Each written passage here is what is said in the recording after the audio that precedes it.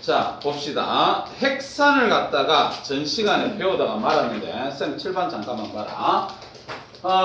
전 시간에 얘기했던 거 잠깐만 보자. 우리가 핵산은 요걸로 구성이 되어 있다고 얘기를 했었다, 알겠지? 요걸로 구성이 되어 있는데, 요거 전체 이름 뭐지요? 이름 뭐야? 뉴클레오타이드다. 뉴클레오타이드. 그 다음에 뉴클레오타이드에서 여기서 이름 뭐지? 인산이. 알겠니? 그 다음에 요거는 이름이 뭐지? 당이야. 인산은 우리가 핵산의 종류가 두 가지가 있다 그랬지, 맞지? 뭐뭐 있다 그랬어? DNA하고 RNA하고 있다 그랬지. 근데 여기 인산 같은 경우에는 DNA나 RNA나 똑같이 인산을 가지고 있습니다, 알겠지? 근데 요거 당 봐요. 당이 지금 현재상 오각형이기 때문에 선생님이 오탄당이라고 부른다고 얘기를 했었지, 맞지? 근데 DNA의 당 이름과 RNA의 당 이름은 달라요, 알겠지? 그럼 먼저 DNA의 당 이름 뭐지요? 디옥시리보스, 알겠지? 대답을 하면서 입에 익어야 된다. 나중에는 머릿속에만 생각하고 있으면요 단어가 생각이 안 나요, 알겠지? 그 다음에 RNA의 당 이름이 뭐지? 리보스야, 알겠지? 그 다음에 이제 요게 염기야. 이 염기 또한 DNA의 염기와 RNA의 염기가 또 종류가 달라요, 알겠지? 그래서 야 같은 경우에 먼저 DNA의 염기는 뭐로 돼 있나? 아데닌, 구아닌, 사이토신, 타이민 이렇게 돼 있지. 그 다음에 RNA의 염기는 뭐로 돼 있나? 아데닌, 구아닌, 사이토신, 유라실 이렇게 돼 있다. 반드시 외워야 된다. 그거 안 외우면 안 됩니다, 알겠죠? 꼭 기억할 수 있도록 하고. 그러면 오늘 시간에 들어가야 될 게 뭐냐면은, 자 여기에 2번 이렇게 해서 풀면 된다, 알겠지? 2번.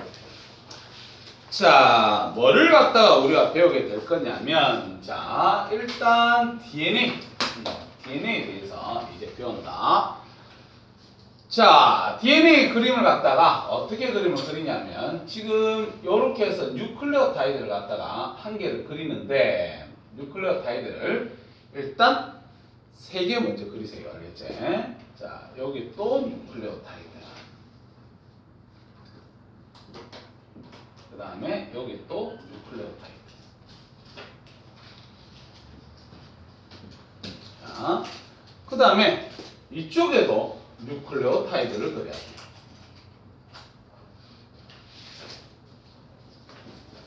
그 다음에 이쪽에도 뉴클레오타이드.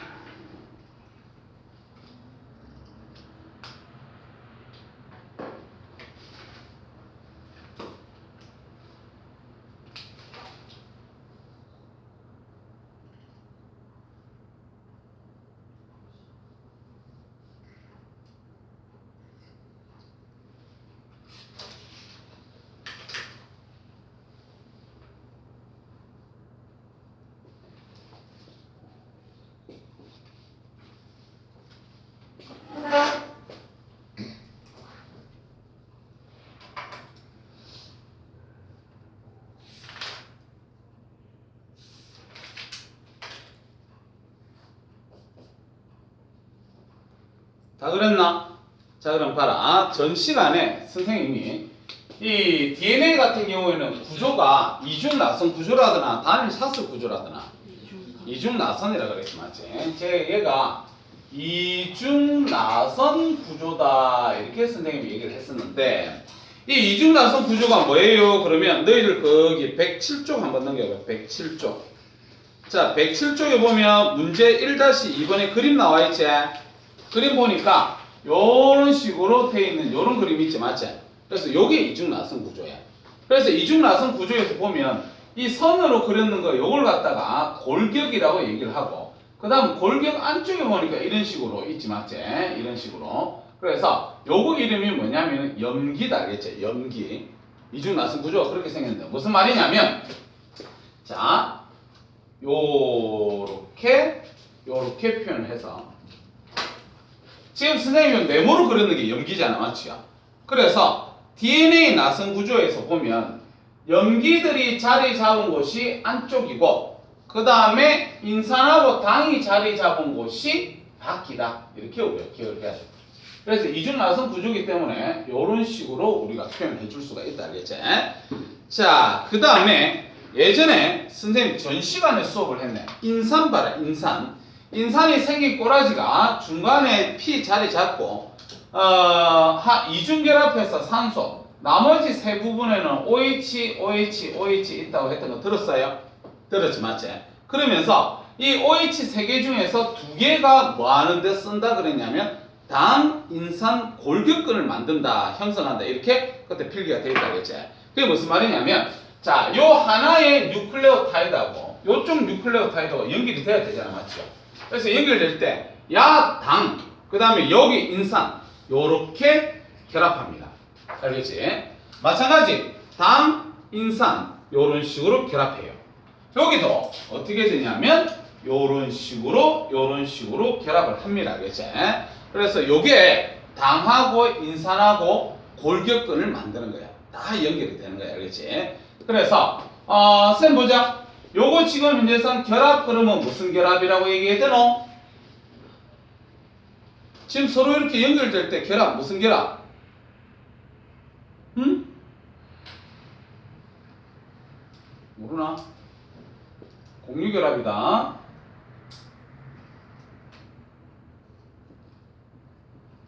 자, 그래서 공유결합으로 당, 인산이 골격을 형성한다. 이렇게 우리가 보시면 된다. 알겠지? 자, 그 다음에 우리 책에 지금 야들 염기를 보면 요게 예를 들어서 G 적혀져 있고 여기 C 적혀져 있으면 여기 점선이 이렇게 표현되어 있다. 그림을 보면 알겠지? 그래서 저거를 갖다 선생님 잠깐만 설명하면 요게 염기끼리 보면 요렇게 그림에 항상 점선이 이렇게 연결이 되어 있다. 이렇게 보시면 됩니다. 자, 어떤 거는 점선이 2개짜리고 어떤 거는 요렇게 점이 3개가 이렇게 3줄짜리, 어떤 놈은 2줄짜리, 어떤 놈은 이렇게 3줄짜리가 나타나요. 알겠지? 그래서 염기와 염기가 결합한 요 결합을 갖다가 우리는 뭐라고 얘기를 하냐면 요거를 수소결합이다 이렇게 얘기를 합니다. 수소결합. 그래서 수소결합은 결합이 아니고 이거는 분자 사이에 잡아당기는 인력이다 이렇게 우리가 보시면 되고, 그 다음에 또 알아둬야 될 게 뭐냐면 여기에 예를 들어서 아데닌이 자리 잡고 있으면 이 반대쪽에는 반드시 타이민이 자리 잡아야 돼요. 다른 놈 올 수 없습니다. 알겠니? 아데닌이 있으면 반대쪽에는 타이민이 있어야 돼. 그럼 거꾸로 타이민이 있으면 반대쪽에 뭐가 있어야 돼? 아데닌이 있어야 돼. 알겠지? 그 다음에 얘 구아닌이 이렇게 있으면 그럼 반대쪽에는 반드시 사이토신이 와야 돼요. 다른 놈 절대 올 수 없습니다. 짝꿍이 정해져 있습니다. 알겠지? 그러면 여기 한번 볼까? 여기에 사이토신이 있으면 여기는 뭐가 와야 돼요? 구아닌이 와야 돼요. 알겠지? 구아닌이. 이렇게 빨간색으로 필기한 거 요게 뭐라 그러냐면 상보결합이다 이런 단어를 써요. 상보결합. 그래서 상보결합이 뭐예요? 그러면 반드시 염기끼리 짝이 있다는 거예요. 알겠지? 염기끼리 짝이 있다는 건데 아데닌하고 짝이 누구라고? 타이민. 알겠지? 그 다음에 사이토신, 구아닌하고 우리는 짝을 이룬다. 요거를 반드시 알아둬야 된다. 알겠지? 꼭 기억해라. 자, 그래서 지금 선생님이 이 DNA 구조에서 보면 3가지 결합 얘기를 했어요. 알겠지? 뭐냐면은 당과 인산이 결합할 때는 공유결합. 그 다음에 요게 반드시 짝을 이루는 아데닌하고 타이민, 그 다음에 사이토신하고 구아닌 짝을 이룬다는 것은 상보결합. 그 다음에 염기끼리 결합하는 것은 수소결합으로 얘기를 했었다. 알겠지? 그래서 3가지 결합이 있다는 거 반드시 기억할 수 있도록 하세요. 자, 그러면 이처럼 이 상보결합 때문에 우리는 뭐를 갖다가 알 수가 있냐면 DNA 복제, 복제에 대해서도 우리가 알 수가 있어요. 복제. 그럼 복제에 대해서 잠깐만 보면, 자, 원래 이렇게 DNA 구조는 나선형 구조잖아, 맞지? 근데 나선형 구조가 이렇게 풀어진다, 알겠지? 그래서 예를 들어서 둘, 셋, 넷, 다섯, 여섯, 일곱, 여덟 개 정도만 할까? 둘, 셋, 넷, 다섯, 여섯, 일곱, 여덟 개 이렇게 되면 잘 봐. 원래 여기가 아데닌이었어. 그럼 아데닌이었으면 그 반대쪽이 뭐였어? 반대쪽에 타이민이었지, 맞지? 짝을 이룬다고 얘기했었다, 알겠지? 그 다음에 요게 선생님이 C, G, T, T, A, C, G 뭐 이렇게 써볼게, 알겠지? 그러면 원래 이중나선 구조를 할 때 상부결합한다 그랬잖아, 맞지? 그럼 봐, 여기가 C면 여기는 뭐가 돼야 돼요? G가 돼야 되지? 구하니 뭐가 돼야 돼? 사이토신. 뭐가 돼야 돼? 아데닌. 요거 뭐가 돼야 돼? 타이민. 요거 뭐가 돼야 돼? 구아민. 요거 뭐가 돼야 돼? 사이토신. 이렇게 돼야 돼. 그러면 봐, 얘네들이 원래 요 안에처럼 처음에는 이중나선 구조를 하고 있었는데 복제하려고 지금 풀어진 거야, 알겠지? 풀어진 상태에서 이제 복제합니다. 이거를 야를 갖다가 복제 뜨면 하나, 둘, 셋, 넷, 다섯, 여섯, 일곱, 여덟 개 해서 자, 복제 뜻을 때 바로 쓸 줄 알아야 된다. 아데닌이기 때문에 타이민, 구아닌, 사이토신, 아데닌, 타이민, 구아닌, 사이토신 이렇게 써야 되고, 아래 거 이것도 복제 뜰 수 있겠지, 맞지? 아래 거 복제 뜨면 아데닌, 그 다음에 사이토신, 그 다음에 구아닌, 요거 타이민, 그 다음에 아데닌, 요거 뭐야? 사이토신, 요거 구아닌, 이렇게 복제됩니다. 그래서 상보결합을 하기 때문에 우리는 복제를 뜨더라도 어떻게 복제가 된다는 요 암호를 알 수가 있어요. 암호를. 그 다음에 선생님이 얘기를 하면 뭐냐면은 요건 나중에 뒤에서 배울 건데 이미 용어를 좀 알고 가자. 이 지금 세 개의 암호 있지, 맞지? 이 세 개의 암호가 한 개의 아미노산을 지정합니다. 우리 아미노산이 그때 20종류가 있다고 얘기를 했었잖아, 맞지? 그 20종류 중에서 한 개의 아미노산을 만들려고 그러면 이런 암호가 몇 개가 모여야 한 개의 아미노산을 만든다? 3개, 알겠지? 이 3개씩 모여서 한 개의 아미노산을 만듭니다, 알겠지? 그래서 요 용어를 갖다가 우리는 뭐라고 얘기를 하냐면 한글로 얘기하면 삼염기 조합이라는 단어를 쓰고 같은 단어로 트리 플랫 코드라고 얘기해요. 자, 3개의 염기가 하나의 아미노산을 지정한다는 사실도 나중에 뒤에서 내가 가르치겠지만 좀 용어를 알고 가자, 이렇게 보시면 돼요. 자, 이렇게 되면 우리 핵산 부분은 다 끝났다, 알겠지?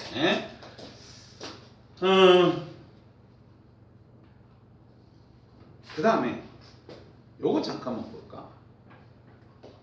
뭐냐면 선생님이 여기 보니까 아데닌하고 타이민은 수소결합을 몇 개예요?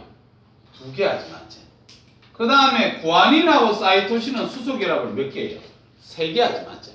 그러면 둘 중에서 누가 안정적인 줄 아나? 둘 중에서 누가 안정적이고 누가 안정적이냐면 야들이 다 안정적이다. 수소결합이 더 많으니까, 알겠지?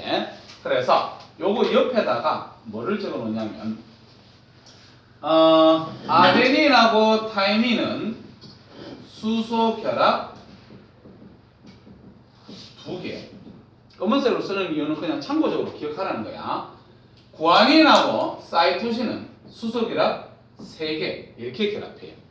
그러다 보니까 결과적으로 얘네들이 더 안정하다, 이렇게 우리가 보시면 되고, 그 다음 또 하나 기억해야 될 게, 만약에 예를 들어서 아데닌이 20%를 차지하고 있어요. 아데닌 20%를. 그럼 아데닌이 20%를 차지하고 있으면은 타이민 있죠. 타이민 몇 프로 차지하겠나? 당연히 20%겠지. 왜? 상부결합하잖아. 알겠니? 그러면 얘네들이 20% 차지하니까 나머지 60%를 갖다가 누가 차지해야 돼? 야들이 차지해야 되잖아. 맞지? 나머지 60%를. 그럼 또 반반씩 가져가야 되겠지. 맞지? 그래서 구안인 몇 프로? 30%. 그러고 사이토신 몇 프로? 30%. 이렇게 우리가 보시면 됩니다. 알겠지? 그래서 결국 이런 단어를 쓸 수가 있겠네. 뭐를 갖다가 우리가 쓸 수가 있냐면 타이민 더하기 구안인 분의 아데닌 더하기 누구 남았노? 사이토신 이렇게 합치면 얼마다? 1이다. 항상 1이다. 알겠지? 그래서 그런 것도 참고적으로 있다. 이렇게 보시면 돼요.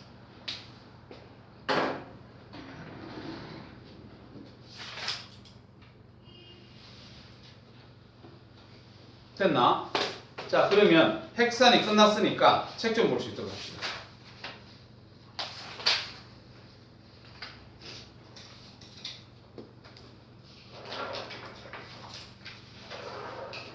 자, 책에 봐라. 자, 105쪽. 자, 17. 생명체의 구성물질, 핵산, 이렇게 돼 있네.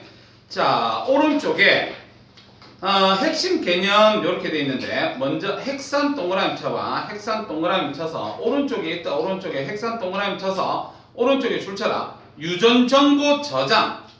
그 다음에 단백질 합성. 그거 하는 게 핵산이 알겠지? 그 다음에 1번에 보니까 핵산의 규칙성. 그래서 뒤에 줄 쳐라. 단위체인 뉴클레오타이드. 단위체가 뉴클레오타이드라는 건 반드시 암기를 하고 있어야 된다. 그 다음에 그 밑에 2번 DNA하고 RNA 비교를 했을 때 그 밑에 DNA 줄쳐봐. DNA 줄쳐서 DNA가 하는 역할이 유전정보 저장 줄치고 좀 가르쳐주라. 어디 하는지. 오른쪽. 자, 유전정보 저장 줄치고 그 다음에 이중 나선 구조 줄치고 그 다음에 뒤쪽에 디옥시리보스 줄치고 그 다음에 아데닌, 구아닌, 사이토신, 타이민 줄치고. 선생님 이거 왜 안 한대? 옆에 봐라 그랬는데 왜 이 똑같은 선생님 똑같은 책인데. 자, 그 다음 그 밑에 RNA 줄치고 RNA 하는 역할이 유전 정보 전달 줄치고 그 다음에 단일 가닥 구조 줄쳐. 단일 가닥입니다. 그 다음에 리보스 줄치고 그 다음에 아데닌, 구아닌, 사이토신, 유라실. 쌤 지금 줄쳤던 거는 반드시 외워놔야 된다. 한번 외웠다고 이것도 다 외워지는 거 아닙니다. 반복해서 외워야 됩니다. 알겠지? 자, 그래서 그 밑에 핵산 가보자. 자, 핵산. 생명체에서 유전 정보의 저장과 단백질 합성에 관여하는 물질. 자, 줄쳐라.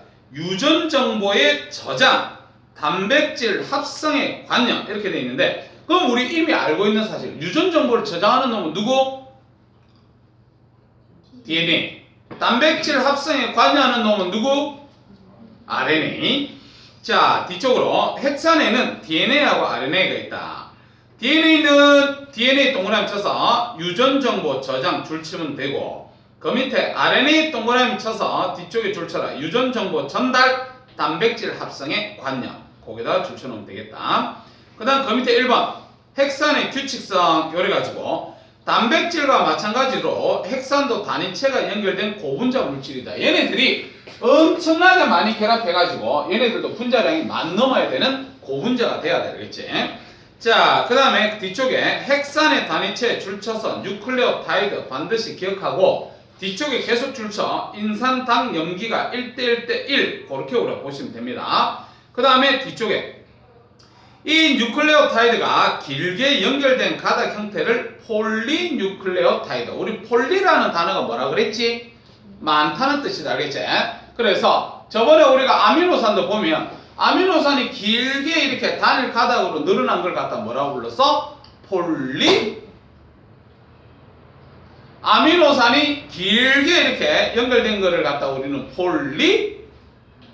폴리펩타이드라고 얘기를 했지. 폴리펩타이드. 그 그 다음에 야 같은 경우는 폴리뉴클레오타이드 이렇게 부른다 알겠지? 그 다음 그 밑에 2번 DNA와 RNA를 갖다 비교한 밑에 표 있습니다. 별표 3개대를 알겠지? 그래서 선생님이 포트 보면 DNA 같은 경우는 이중 나선 구조다. RNA 같은 경우는 단일 가닥 구조다. 그 다음에 DNA의 당은 디옥시리보스고 RNA의 당은 리보스다. 그 다음에 DNA의 염기는 아데닌, 구아닌, 사이토신, 타이민이고 RNA의 염기는 아데닌, 구아닌, 사이토신, 유라실이다. DNA가 하는 역할은 유전정보 저장이고 RNA가 하는 역할은 유전정보 전달, 단백질 합성에 관여를 합니다. 이거 반드시 기억해라. 자, 그 다음에 그 밑에 2번 DNA. 자, 1번에 DNA 가가지고 뒤쪽으로 쌤 읽어볼게. DNA를 구성하는 단위체인 뉴클레오타이드, 인산당 염기가 1대1대1 비율로 구성되어 있으며 서로 다른 4가지 염기, 아데닌, 구아닌, 사이토신, 타이민 중에 하나를 가진다. 따라서 염기의 종류와 수, 배열 순서에 따라서 다양한 유전 정보를 저장할 수 있으므로 DNA 생성할 수 있으므로 DNA는 생명체의 수많은 유전 정보를 저장할 수가 있다. 그냥 가볍게 읽어보면 됩니다. 다음 페이지 넘어가자. 자, 다음 페이지 2번. DNA의 규칙성. 그래서 DNA는 상보결합. 일단 줄치세요. 알겠지? 규칙성을 나타낸다. 자, 상보결합은 DNA를 구성하는 2개의 폴리뉴클레오타이드 가닥 사이에서 서로 마주보는 뉴클레오타이드 염기가 자, 줄쳐라. 항상 아데닌은 타이민 또는 구아닌은 사이토신으로 쌍을 이루는 것이다. 반드시 짝이 이루어져 있다. 알겠지? 그걸 상보결합이라 한다. 즉 DNA에서 한 가닥의 염기가 아데닌이면 반대 가닥에는 타이민이 있어야 되고 한 가닥의 염기가 구아닌이면 반대쪽은 사이토신이 있어야 된다. 그래서 그 밑에 그림 아까 쌤이 얘기했었다. 이렇게 보시면 됩니다. 그 밑에 보충 잠깐만 봐라. 자, 핵산을 구성하는 염기는 줄쳐라. 아데닌, 구아닌, 사이토신, 타이민, 유라실 총 5가지입니다. 핵산 그랬기 때문에 DNA하고 RNA 전부 다 합쳐야 되겠지, 맞지? 걔네들 합쳤을 때 염기는 총 5가지가 있다. 따라서 뉴클레오타이드의 종류도 5가지로 착각하기 쉽다. 하지만 DNA하고 RNA를 구성하는 뉴클레오타이드는 서로 다른 종류의 당을 가지기 때문에 DNA를 구성하는 뉴클레오타이드 얘와 RNA를 구성하는 뉴클레오타이드 얘네들은 서로 다른 종류이다. 따라서 뒤에 줄쳐라. 핵산을 구성하는 뉴클레오타이드의 종류는 총 몇 가지? 8가지다 이 말이에요. 총 8가지. 왜 8가지입니까? 그러면 지금 DNA 같은 경우에는 당의 이름이 DNA 같은 경우는 디옥시 리보스다 이렇게 얘기했잖아, 맞지? 그럼 얘 지금 인산들은 둘 다 똑같다 그랬잖아, 맞지? 근데 디옥시리보스의 염기 4가지 있지, 맞지? 그래서 4종류 있고 그 다음에 RNA 같은 경우에는 인산이 있는데 이거의 이름이 보면 리보스잖아, 맞죠? 그러면서 여기 또 4종류의 염기가 있지. 그래서 총 핵산은 8가지가 있다. 그렇게 우리가 보시면 된다. 자, 오른쪽에 네모넣기 1번하고 2번 지금 퍼즐 한번 풀어볼 수 있도록 하자.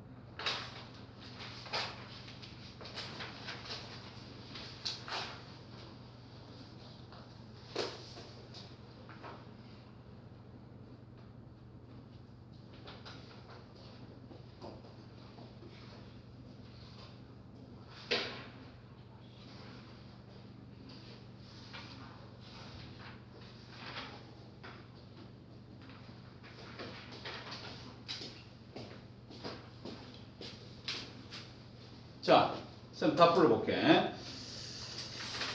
자, 1번에 보면 핵산, 뉴클레오타이드, 저장, 이중나선, 단일, 디옥시리보스, 리보스, 타이민, 유라시리. 그 다음에 2번에 보면 염기, 유전정보, 상보결합, 타이민, 사이토신이야. 나머지 숙제도 알겠지? 자, 다음 페이지 넘어갑니다. 자, 다음 페이지에 새로운 단어 들어간다. 신소재다, 신소재. 그래서 이 신소재 단어는요, 지금까지 우리 통합과학에서 배웠던 거, 앞에 거, 이용되는 거 하나도 없다. 새로운 단독적인 단어이다, 알겠지? 그래서 신소재도 열심히 잘 한번 배워보자. 조금 배우다가 나중에 좀 이따 쉬는 시간 줄게요, 알겠지? 자, 1번. 자, 신소재 들어가자. 필기해라. 자, 신소재인데 이 신자가 무슨 신자냐면 새로운 신자야, 알겠지? 그래서 새로운 소재들이 나오게 된다, 이렇게 우리가 보시면 되는데, 자, 일단 이 신소재를 갖다 나누면 첫 번째로 전기적 성질을 이용한 신소재가 있어요. 전기적 성질을 이용한 그런 신소재가 있고, 그 다음에 또 자기적 성질을 이용한 신소재가 있다, 알겠지? 근데 이 전기적 성질을 이용한 신소재에서 첫 번째로 너희들이 좀 알고 가야 될 게 뭐냐면 도체, 전기가 잘 통하지 맞지? 그 다음에 부도체. 우리 부도체하고 같은 단어가 뭐지? 같은 단어 뭐고? 절연체죠, 절연체. 그 다음에 반도체. 이것들에 대해서 잠깐 알고 가자, 알겠지? 자, 우리가요 기체가 있는데, 기체. 그래서 기체 같은 경우는 아주 분자들이 멀리 떨어져 있잖아, 맞죠? 기체들은. 그러니까 다시 얘기해서 기체를 갖다가 담는 용기에 따라 걔네들은요, 요 정도 크기 용기에 담으면 기체는 요 정도 공간을 차지하고 있습니다, 알겠지? 그 다음에 엄청나게 크게 이 정도 공간을 갖다가 주어지면 그러면 기체는 이 전체 공간을 다 차지하고 있어요. 다시 만약에 문수 경기장 정도의 크기의 용기가 있다면 그 안에 기체를 또 똑같이 집어넣잖아. 그럼 그 정도 크기 전체를 기체는 차지하고 있습니다, 알겠지? 그래서 다시 얘기해서 이 기체를 갖다가 선생님이 뭐로 볼 거냐면 원자로 볼 거예요. 원자 하나로 볼 건데, 이 기체일 때는 요렇게 선생님이 그림을 그려볼게. 원자 하나이기 때문에 중간에 원자 핵이 있으면 이거를 갖다가 요런 식으로 우리가 표현을 해요. 첫 번째 껍질에 전자가 다닐 수가 있고, 그 다음에 두 번째 껍질, 세 번째 껍질, 이런 식으로 에너지 준위를 그릴 수가 있습니다. 지금 선생님이 여기 선으로 그렸던 거, 요게 바로 뭐냐면은 에너지 준위에. 우리 요거 들어본 적 없나? 에너지 준위 들어본 적 있지? 맞지? 누구한테서 에너지 준위를 얘기를 했지?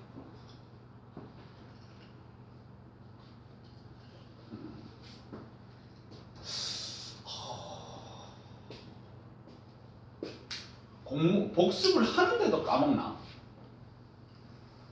통합과 복습집에서 안 하면 일단은 지금 뭐라고 생각해야 되냐면 수업 빠지세요, 알겠죠? 왜냐면 지금 내가 그걸 받아들일 수 있을 아직 나이가 안 됐다는 소리야. 알겠니? 집에 가서 복습을 안 하면, 수업을 안 하는 게 언제 하면 되냐면 고1 때 하세요. 그냥 고1 때. 자기 학년 때 딱딱딱 하면 됩니다. 근데 자기 학년 때 딱딱딱 하면 등급은 얼마 정도 생각하고 있으면 되냐면 3 안으로는 못 들어간다고 생각하면 돼요. 자기 학년 때 하면, 알겠지? 왜? 날고 기는 애들이 앞쪽에서 가만히 있지 않습니다. 걔네들 앞자리 다 차지합니다, 알겠지? 응? 지금 뭐 막말로 해서 지금 학생 고등학교 2학년들 보세요.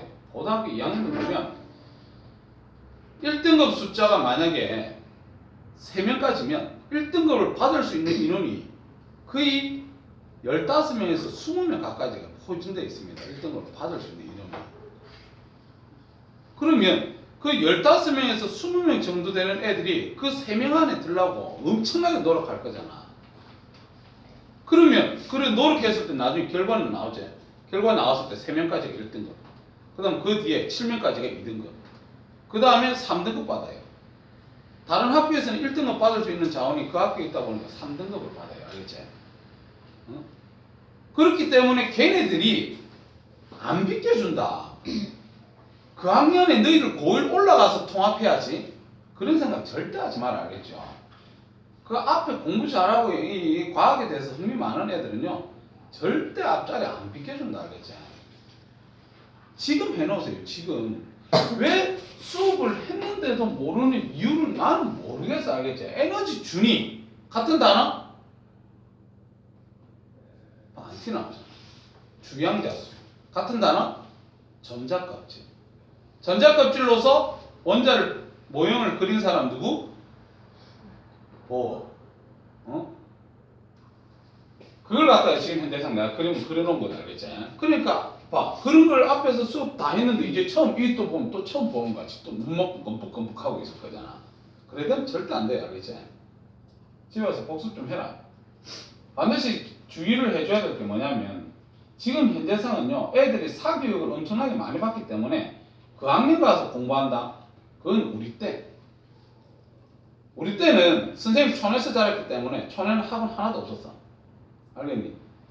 학원 하나도 없었고 우리 때는 어떻게 공부해 왔냐면 학교 선생님 수업 듣고 집에 가서 복습해서 그 학년 시험 쳤어요. 근데 학교 수업, 학원 수업 너희들도 공부해 봤다시피 한번 수업 들어가지고 이해하나? 이해 못하는 거 나오잖아. 어떻게 해야 돼? 우리 학교 다닐 때는요 뭐 인터넷도 있었나? 인강이 있었나? 아무것도 없었지. 이런 요만한 너희들 1988 보면 마이마이 뭐 이런 거 있지 맞지? 이런 마이마이 같은 거 교복 안쪽 주머니 넣어가지고 마이크 앞으로 빼가지고 학교 수업 시간에 앞에 앉아가지고 선생님 이거 녹음 다 해요. 알겠지? 그래서 카세트 테이프에다가 몇 월 며칠 몇 교시 이래 적어놓고 몇 월 며칠 몇 교시 이래 적어가.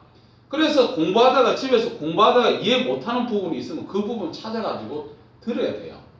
또 듣고 또 듣고 또 듣고 이렇게 합니다. 그래가지고 진짜 모르겠거든. 정말 나한테서 만약에 좋은 그게 있다면 위에 바로 위에 뭐 공부 잘하는 형아 있으면 좋아. 형아나 누나 있으면 학교에서 수업 들었는데 내가 스스로 공부했는데 모르잖아. 그럼 그 누나나 그 형한테 부탁을 하는 거지. 이거 어떻게 공부해? 이거 어떻게 해? 그래서 옆집에 누나나 누구 이 공부 잘하는 형아나 누나 있으면 엄청 좋았었어. 그렇게 말고는 우리는 해결할 수 있는 방법이 전혀 없었어요. 어떻게 알겠니? 근데 지금은 봐봐. 다 한다, 다 하고, 지금 중학교 2학년이 돼도 지금 우리 학원에도 그래. 우리 학원에도 지금 물리 끝나는 애 있습니다. 알겠지? 지금 마지막 수업 남은 애야. 걔가 그럼 다른 거 안 했느냐? 화학 끝냈습니다. 걔도 알겠지? 응? 그러니까 그렇게 빨리 가는 애들이 있단 말이야. 걔네들 물리하고 화학 시험 치면요, 성적 잘 나옵니다.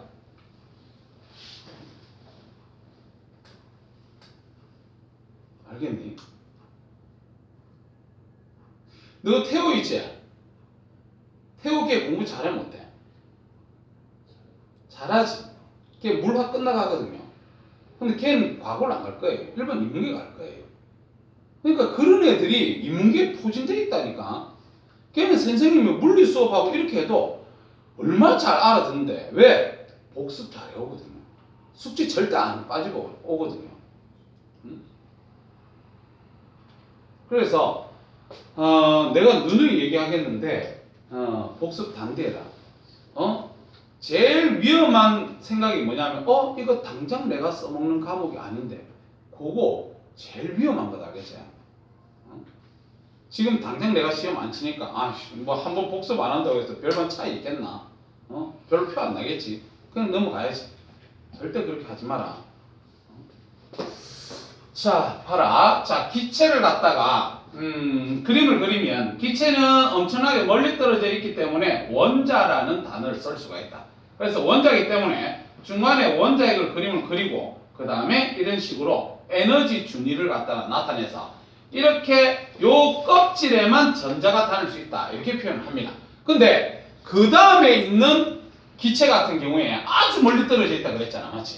아주 멀리 떨어져 있기 때문에 서로 영향을 줄 수가 없습니다. 그래서 선생님이 얘기를 하면 원자 사이 간격이 엄청나게 크기 때문에 얘네들 같은 경우에는 영향을 갖다가 줄 수가 없다 이렇게 내가 얘기를 할게요. 알겠죠? 그렇지만 지금 선생님이 요 타이틀에서 적었던 도체, 부도체, 반도체는 기체가 아니에요.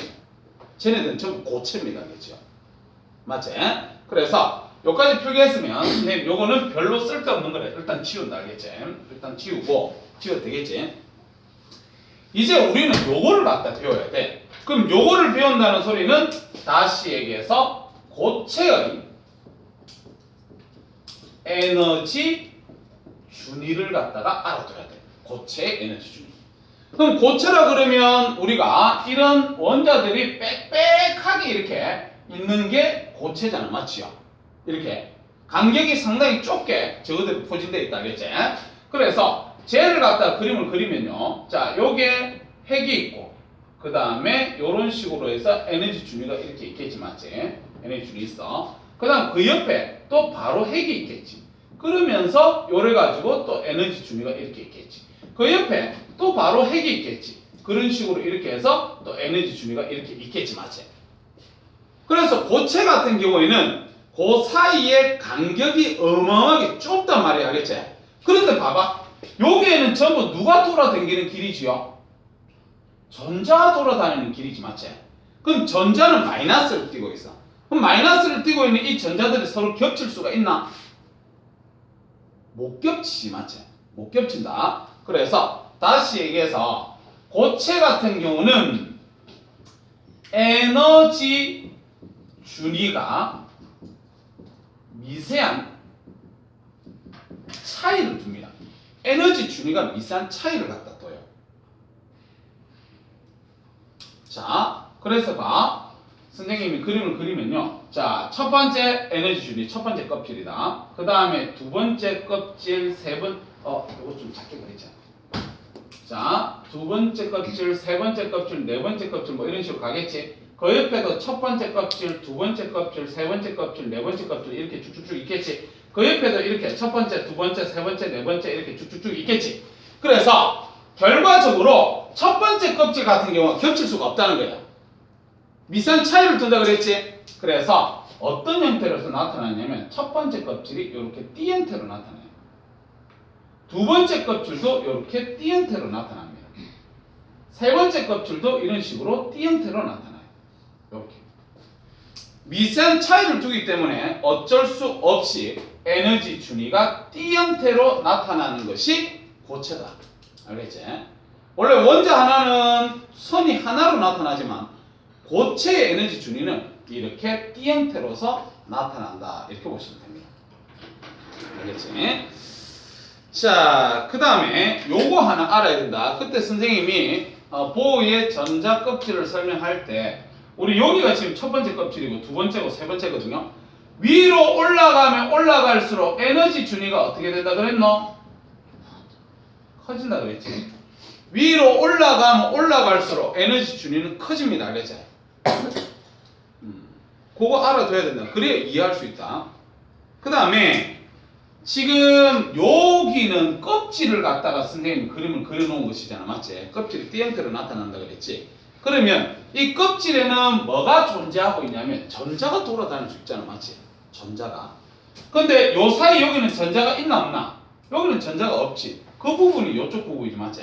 그래서 선생님이 용어를 갖다가 설명을 한다면 요 사이를 갖다 우리는 뭐라고 얘기하냐면 띠틈이라고 얘기합니다. 띠틈. 알겠지? 띠틈. 그 다음에 요런 띠 부분 있지. 이런 띠 부분. 이런 띠 부분에는 전자가 다닐 수 있잖아. 그래서 전자가 다녀도 된다. 허용된 띠다. 이렇게 표현합니다. 허용된 띠. 자, 요 부분을 갖다가 허용된 띠라 그러고 띠와 띠 사이 여기는 띠틈이라고 얘기를 한다 겠지. 띠틈. 그래서 띠틈 같은 경우는 전자가 존재할 수 없는 곳이에요. 허용된 띠는 당연히 전자가 존재하는 곳이지요. 전자가 존재하는 곳이 허용된 띠예요. 그래서 요 용어들을 갖다가 우리는 잘 기억을 좀 해줘야 된다. 자, 그 다음에 허용된 띠를 갖다가 우리가 나타내면 두 개로 또 나타낼 수 있는데 뭐냐면은 원자가 띠, 그 다음에 전도 띠 이렇게 나타낼 수 있습니다.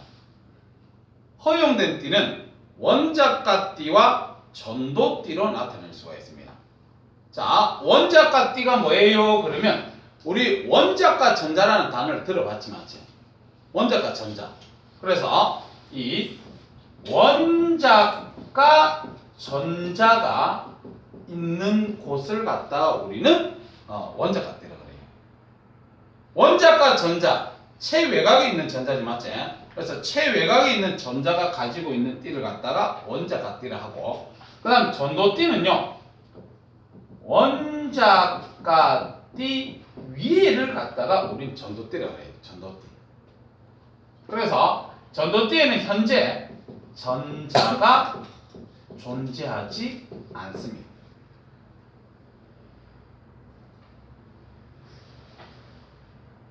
근데요, 요거 현재상은 몰라도 되거든.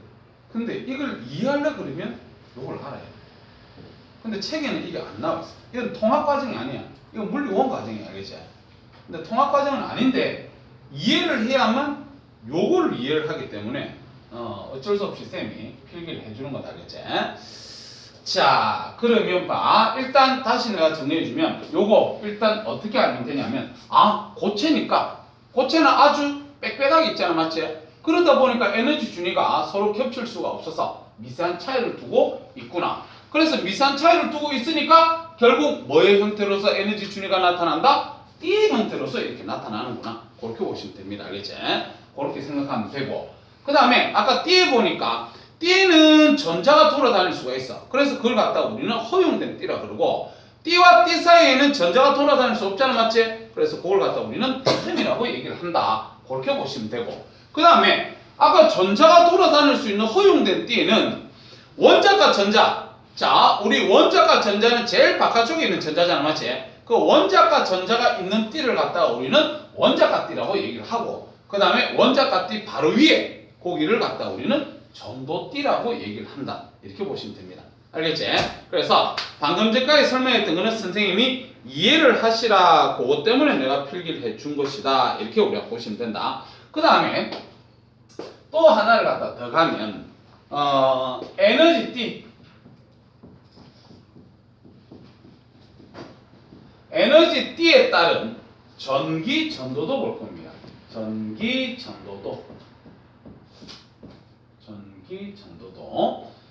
자,